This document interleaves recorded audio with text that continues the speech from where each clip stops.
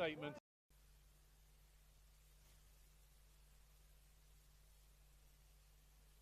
as a terrorist attack. It's another horrendous act of violence directed against our Jewish communities, which follows a series of arson attacks in recent weeks.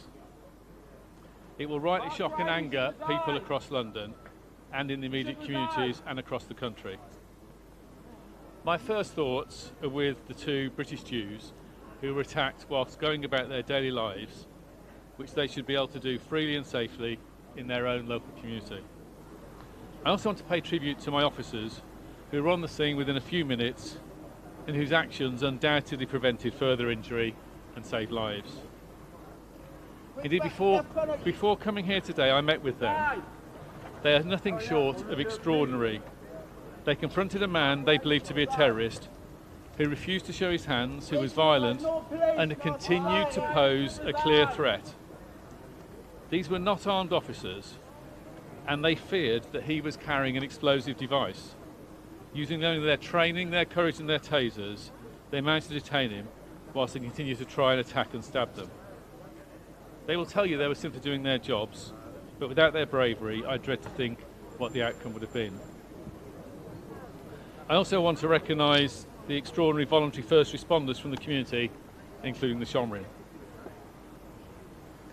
And so it was at about 11:16 this morning they responded to reports of people being stabbed in Highfield Road in northwest London. They attended along with the local ambulance service. Two men, one in his 70s and one in their 30s, were treated at the scene for stab wounds, and they are now taken to hospital.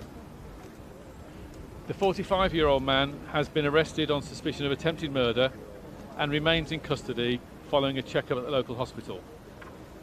He has a history of serious violence and mental health issues, and that investigation continues. Community safe, Commissioner. Commissioner, the Jewish community has heard statements from you. They're calling for you to resign, Commissioner. Have you failed? From the politicians before. Do you think that visibly Jewish people are safe on the streets of London? This is an awful attack today. It is completely understandable why Jewish Londoners feel afraid. That's why we're putting so much extra policing into these events, and we're going to be looking at what more we can do over the forthcoming weeks. You've lost their faith. These people who are saying resign and shame on you.